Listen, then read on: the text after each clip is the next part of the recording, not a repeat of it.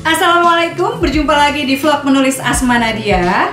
Kali ini kita akan membahas rahasia menembus penerbit. Jadi buat teman-teman yang selama ini memiliki karya, kemudian sudah mencoba mengirimkan ke penerbit atau mungkin ke media massa, tetapi belum mendapatkan jawaban yang seperti diharapkan, maka mudah-mudahan vlog kali ini bisa membantumu.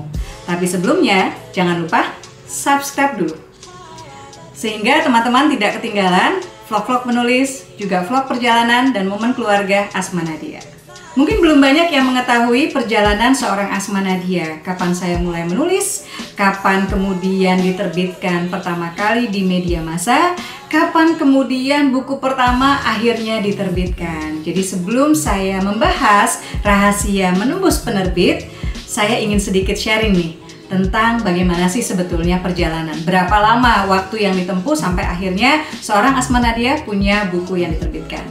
Saya mulai menulis itu di usia SMA. Sebetulnya tulisan pertama diselesaikan ketika saya SMP kelas 2. Tapi mulai intens menulis di akhir SMA, kemudian mulai tingkat 1 dan tingkat 2. Waktu itu kuliah di Institut Pertanian Bogor, di IPB. Dan dari suka menulis, dari hobi, akhirnya tergoda dengan iming-iming mengikuti lomba yang hadiahnya uang tunai.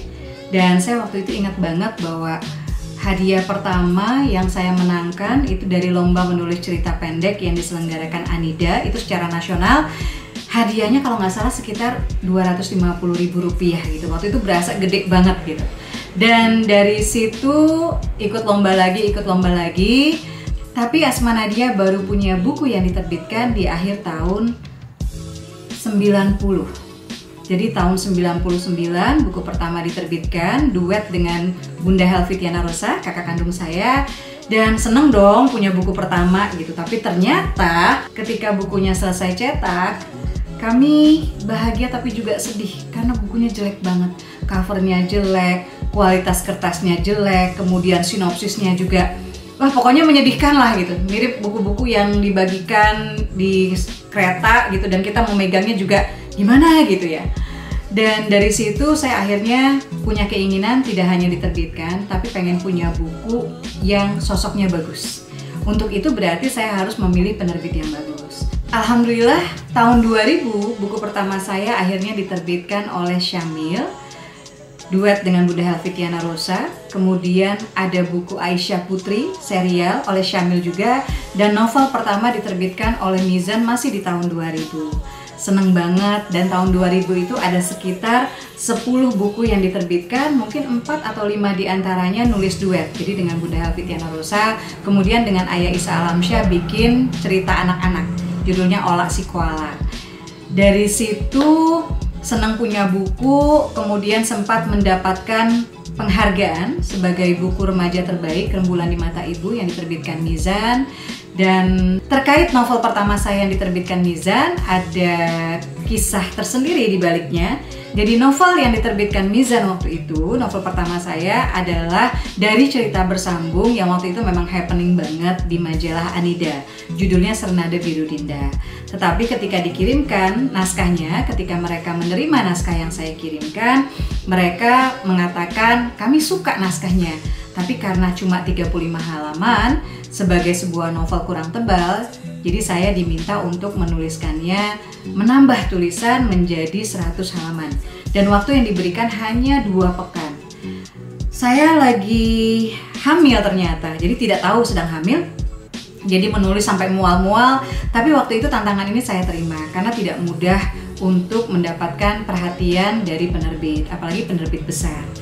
Kalau melihat perjalanan mulai SMP, SMA menulis, hampir 8 atau 9 atau 10 tahun kemudian baru punya buku yang diterbitkan, perjalanannya panjang.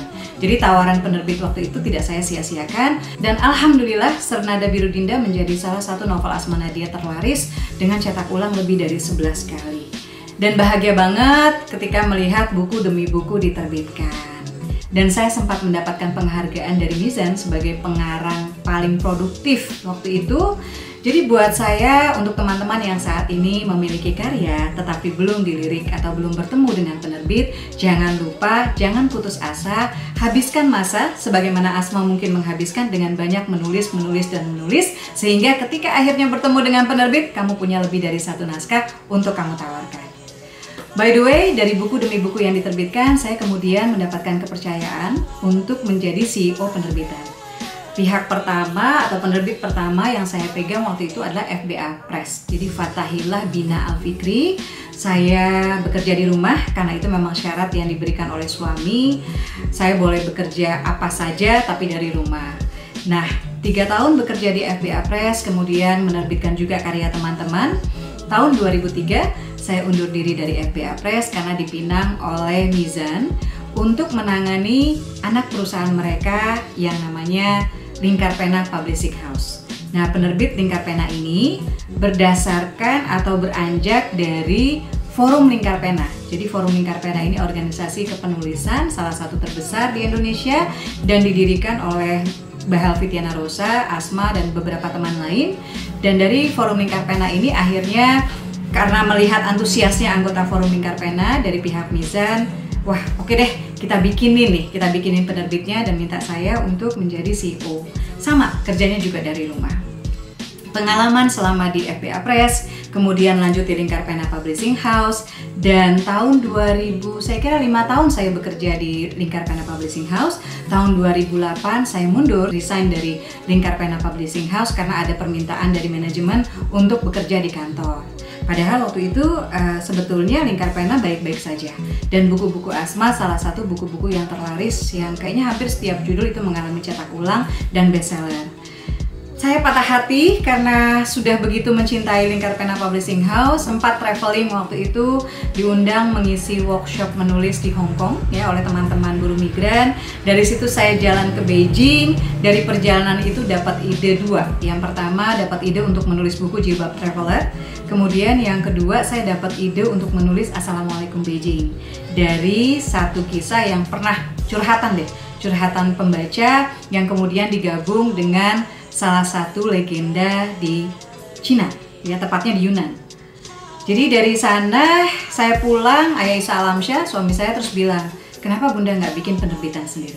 Akhirnya tahun 2008 saya bikin penerbitan sendiri, namanya Asma Nadia Publishing House. Dan Asma Nadia Publishing House ini seperti juga Lingkar Pena Publishing House, seperti juga FBA Press waktu itu juga menerbitkan karya teman-teman penulis. Kesimpulannya, dari perjalanan saya sebagai penulis, kemudian mendapatkan pengalaman menjadi CEO penerbitan, 3 penerbit, FBA Press, Lingkar Pena Publishing House, kemudian Asma Nadia Publishing House, saya mendapatkan lebih banyak bekal terkait dunia penerbitan. Dan itu yang ingin saya sharing kali ini, agar teman-teman yang selama ini penasaran bagaimana bisa menembus penerbit, apa saja yang harus diperhatikan oleh penulis untuk bisa menembus penerbit, mudah-mudahan bisa mendapatkan jawabannya. Lanjut. Terkait menembus penerbit, terkait mengirimkan karya, teman-teman penulis pemula biasanya suka punya keraguan. Jadi udah ketar-ketir duluan. Bener nggak sih karya mereka bisa diterbitkan kalau mereka sama sekali belum punya nama? Nah, belum lama ini Asma wawancara dalam acara Belajar dari Bintang yang diselenggarakan oleh KBM App, jadi aplikasi KBM atau KBM App yang bisa diunduh di Google Play Store. Nah, saya mewawancarai Mas Syahrudin yang beliau merupakan kepala redaksi dan promosi buku Republika atau penerbit Republika. Saya tanyakan langsung, bener nggak sih kalau penulis belum punya nama nih nggak bisa diterbitkan? Dan jawaban beliau waktu itu adalah enggak kok gitu. Terlepas bahwa mereka senang mendapatkan karya dari penulis-penulis yang sudah punya nama, mereka akan sangat senang menampung naskah-naskah berkualitas. Jadi, yang pertama diperhatikan adalah naskahmu harus bagus, naskahmu harus berkualitas. Itu dulu. Kemudian yang kedua, untuk menembus penerbit, untuk mendapatkan perhatian penerbit, seringkali naskah yang bagus ini terlewat. Kenapa terlewat? Karena si penulisnya luput memperhatikan 3 hal. Jadi ketika teman-teman membuat suatu karya, ketika teman-teman ingin mengirimkannya ke penerbit, perhatikan 3 hal ini. Yang pertama adalah perhatikan teman-teman sudah memilih judul terbaik bagi naskah teman-teman sekalian. Karena judul ini baik redaksi penerbitan maupun media massa akan sangat memerhatikan judul. Jadi judul ini adalah gerbang pertama untuk membuat penerbit atau media massa melirik naskah. Yang kedua, perhatikan opening. Jadi opening yang menarik. Jadi kalau buat saya, taruh bagian yang menarik dari novelmu atau dari kumpulan cerpenmu atau dari kumpulan artikelmu di paling awal. Jadi bagian paling awal atau opening itu harus menjadi amat sangat menarik. Karena opening atau pembukaan adalah bagian kedua yang dilihat oleh seorang redaksi di penerbitan. Jadi mereka akan melihat judul, itu yang pertama. Mereka akan melihat opening, itu yang kedua. Dan yang ketiga, biasanya pihak penerbitan nggak langsung membaca naskah sampai selesai. Jadi ketika mereka melihat judul, tertarik dengan judul mendorong mereka untuk melihat opening. Kemudian mereka baca 2-3 paragraf, mereka lengkap-lengkap, baca lagi bab lain. Dan setelah itu yang mereka baca adalah bagian ending. Dan karena itu, jangan lupa perhatikan teman-teman membuat ending yang terbaik, ending yang bagus, kalimat penutup yang bagus di buku teman-teman. Ada lagi nggak cara selain itu gitu ya? Selain mengirimkan buku ke penerbit konvensional, ada nggak cara lain untuk diterbitkan, untuk menarik perhatian? Ada. Poin ketiga adalah kamu mengikuti lomba-lomba kepenulisan.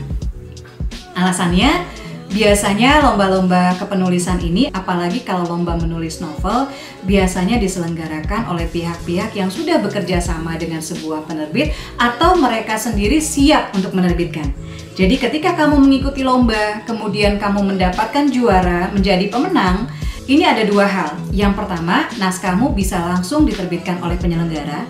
Yang kedua, jikapun naskahmu yang menang tidak diterbitkan oleh penyelenggara, jangan berkecil hati, karena biasanya naskah-naskah pemenang di ajang lomba memiliki daya tarik tersendiri bagi penerbit untuk menerbitkannya. Jadi ketika kamu mengirimkan karya tersebut ke penerbit, jelaskan baik di badan email atau di surat yang disertakan ketika kamu mengirimkan naskah hard copy-nya ke penerbit bahwa naskah yang kamu kirimkan adalah naskah yang telah memenangkan lomba ini dan ini dan ini. Jadi ini akan menjadi kekuatan tersendiri. Di luar itu, apakah ada lagi cara lain untuk menembus penerbit? Ada. Sebetulnya teman-teman yang berada di era ini memiliki keberuntungan lebih dibandingkan Asma, dibandingkan penulis-penulis lain yang sudah memulai lebih dulu. Karena zaman dulu belum ada aplikasi, termasuk aplikasi kepenulisan. Sementara saat ini bertabur aplikasi kepenulisan yang tidak hanya memberikan penghasilan lebih kepada teman-teman yang naskahnya mendapatkan viewers terbanyak, namun juga memberikan kamu daya tarik yang lain bahwa naskah yang sudah dibaca oleh begitu banyak viewers biasanya dengan mudah, bahkan tidak perlu kamu kirimkan ke penerbit, bisa jadi kamu yang diuber oleh penerbit dan ditawari untuk menerbitkan naskah tersebut versi cetaknya di penerbit itu.